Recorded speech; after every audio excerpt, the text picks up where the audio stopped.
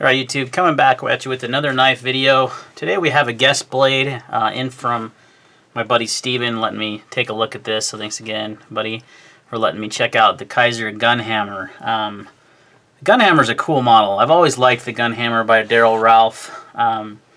It's been one of those I've always kind of wanted to get, but never have. And a lot of that was because I feel like some of the earlier versions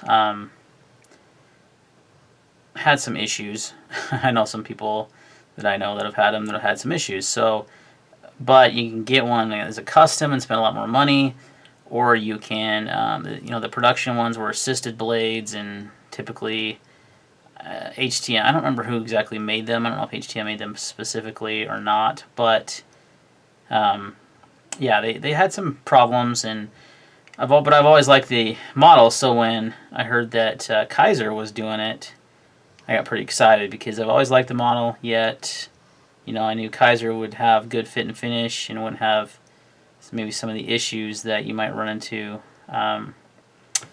with the previous models. So let's go ahead and talk about the specs a little bit, and then we'll get into the feelings on this knife. The overall length is 7.8 inches. You have a blade length of 3.5. This is the Bowie edition. They also have a Tanto recurve style. Blade thickness is 0.16. Pretty good sized blade stock. A CPM S35, which Kizer uses and heat treats well, by the way. Clip point. They call this I call that a Bowie more than a clip point. It's got a flat grind on the blade. It's stonewash finish with a 4.5 inch handle, and your handle thickness is just over 1/2 inch. It actually feels pretty slim. I feel like it feels almost smaller than that to me. Titanium, obviously, with a weight of almost 5 ounces, 4.87. You have a right hand pocket clip that can go tip up or tip down, and that's actually one of the things I do not like about this knife, and we'll get into that later. It's a manual flipper on bearings, made in China, Kizer. Price point is $220. So let's talk about this knife, because I like it. I like the handle. I like the milling on the titanium. I like the ergonomics are great. But let's talk about the ergonomics first, actually. So let's flip that baby open, get that in hand. Again, I wear a medium glove, and you got plenty of handle. This is a good sized knife, even for guys with bigger hands. You should be no problem there getting a grip on that guy. So it's got a good sized handle on it, good ergonomics. Feels very nice in the hand. The texturing on the titanium offers quite a bit more grip than if it was just a smooth titanium frame lock. You got some really nice milling here going on, which is why I think this is one of Kizer's more expensive knives, because of the extensive milling done. And I was talking to my buddy earlier today that it would be a really good knife to be anodized. Really cool candidate to anodize this. One might be kind of a pain for the anodizer to, maybe if you did like a two-tone finish, it would be more difficult, but very cool knife to be anodized. It's got your typical Kizer pivot there. The flipper tab is skeletonized, we'll call it. Kind of reminds me of a 1911 hammer, and that's probably why it's called the Gunhammer. I feel like that's a relation there, maybe. On the other side, you have the milling as well, lock bar insert. You have the 3D machine pocket clip, which is really nice. And then they did this. And this is literally my biggest gripe and why I didn't buy this knife, and I'm glad my buddy bought it so I could check it out and do a video on it, because this killed the design for me right here. I don't know what they were doing here, what was going on. Just leave it tip up only, right hand carry. They didn't even give lefties an option, so I don't even see the point of why they did this, because who the heck likes tip down over tip up? I mean, you can't, I don't, but there's probably a lot of people that do, but don't. This just doesn't work for me. This right here is obviously a cutout for the pocket clip to go tip down. That means on this, if you do that, on this side, you're going to have that same ugly unmilled piece right here. It just totally takes away from the aesthetics of this knife. And so I looked up the Gunhammer, the original, because I haven't had one. I've handled one before, but I haven't had one. Here's an image of one. And the clip was way different on this one. There's an image. Notice it's just tip up. There's no option for tip down. There's no weird, thing here. I don't know where that came from, why that was put on there. If Kizer thought that was a good idea, if Daryl Ralph, you know, DDR thought it was a good idea. My dog's snoring over there. I have no idea what was going on there, because to me, it ruins the aesthetics and the flow and the design of this knife. It totally does. You look at this side and you're like, that is sexy, that's good looking, it's got like that sweet milling, I really like that. And you flip it open and you're like, man, it's got a great action, I like that blade shape, you know, it's got good flat grind, it should be a good cutter.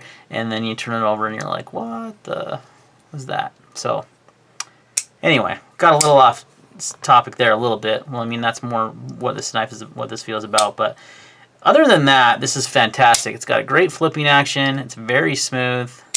Look at that, it kind of falls shut on itself.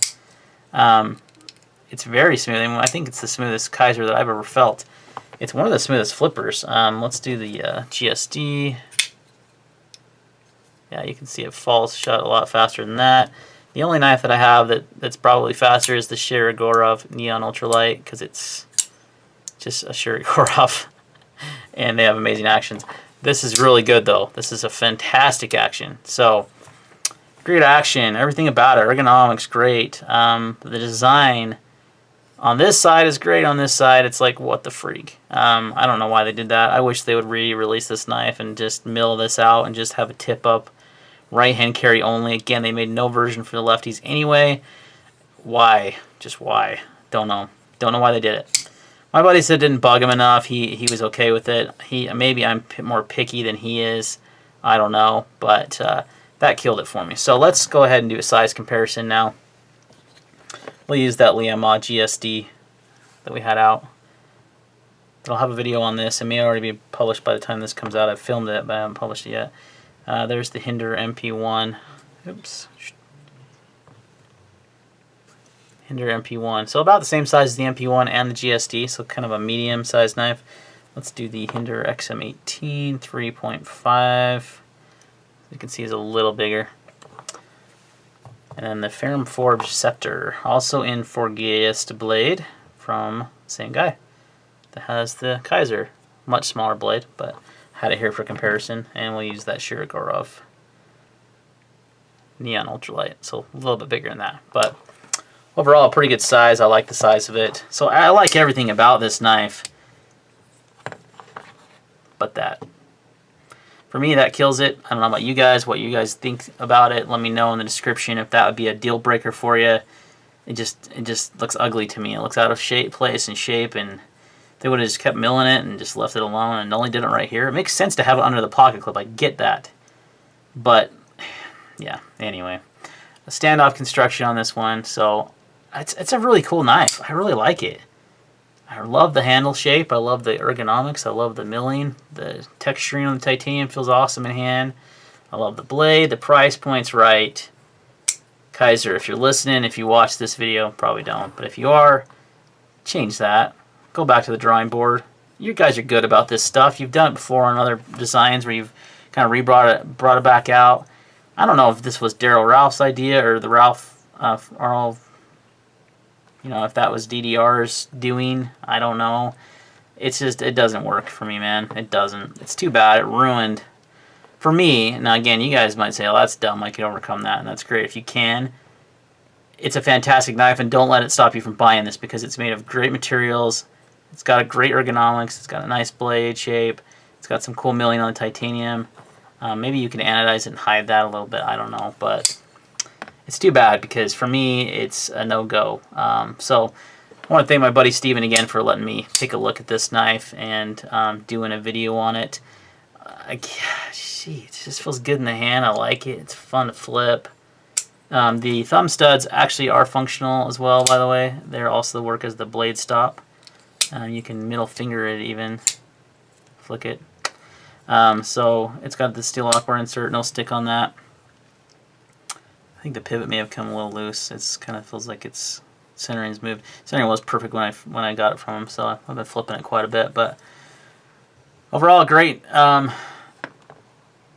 Almost a great knife, minus this. Now that may not. Again, don't let it stop you from buying it. If you're okay with this, it's not going to bug you like it is me, then go ahead. But for me, it was a deal breaker, and it's too bad because it's a fantastic design. And if they came out with this without that, I would buy it all day long. Alright guys, thanks for watching this video, Any questions or comments, leave them down there, and we'll see you in the next one.